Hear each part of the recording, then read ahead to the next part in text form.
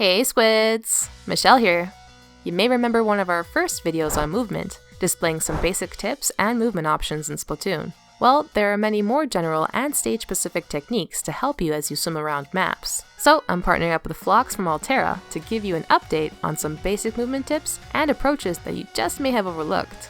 As we Squids all know and love, Splatoon is a movement-based shooter. It relies heavily on treading seamlessly through ink to acquire and push an objective. It also relies on positioning to splat opponents.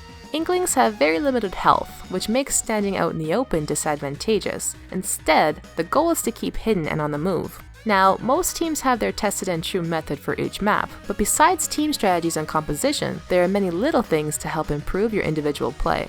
Let's first freshen up on some basics. We mentioned splatter dashing and splatter hopping in our previous movement video, but another common movement option that helps specifically with stealth is squid trotting, which is performed by rapidly tilting the left stick forward while in squid mode. This negates the appearance of those ink ripples while swimming, which allows you to swim undetected without wasting an ability slot on Ninja Squid.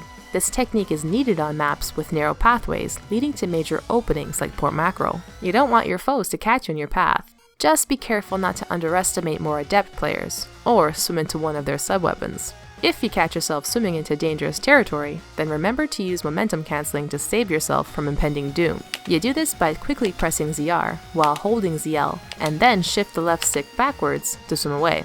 The worst thing is swimming into a bomb and feeling that slow movement as you swim backward, knowing that it's already too late. Our last basic involves moving more quickly onto a ledge, which is called ledge cancelling or ledge snapping. As you swim up to the top of a ledge, hit the ZR button and let go of ZL. If you perform it correctly and at the right distance, it cancels a bit of that get up animation, as well as enables you to do an action immediately afterwards. It's situational, but it may come in handy sometimes. Let's move on to sub-weapon specific movement techniques. If you've used a Seeker, then you most likely know about surfing. It's a simple technique you've all intuitively have come by, no doubt. It only requires that you unleash a Seeker and swim along the ink it paves for you. This is great for getting a head start on longer maps, or getting a jump on opponents that aren't paying much attention. You can also combine surfing with squid trotting for some added stealth to mislead your enemies on your whereabouts. Surfing can also help your teammates push through enemy turf, as multiple squids can swim along Seekers. It can help push the Rainmaker safely, for example. And if you have the Seeker Rush special, not only can it pressure the opposing team, but can also get multiple teammates moving in to ambush them.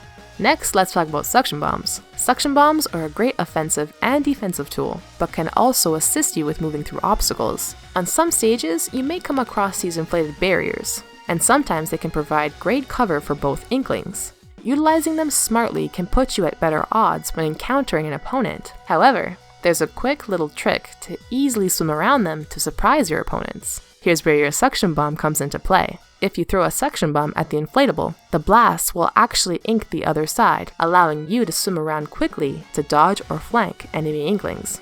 As you know, Splatoon leaves a squid with many creative options because of its inking mechanics. An Inkling is faster in ink than on his or her feet, so taking every opportunity to utilize your ink can make the difference between getting to mid when your opponent does, or reaching there beforehand. This can be the case in Camp Triggerfish. In Splat Zone's Triggerfish, you're able to flank on the right side, but not before walking across a glass plank, which slows your momentum quite a bit.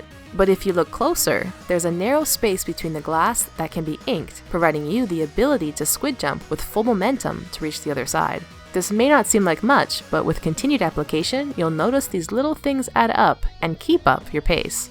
Same goes for Triggerfish Rainmaker. This time, the right platforms are a walk away, and you may be expected to wait until the gate lowers before you climb it. But if you jump quickly enough, you can easily cut the time it takes to get through and be on your way to flank.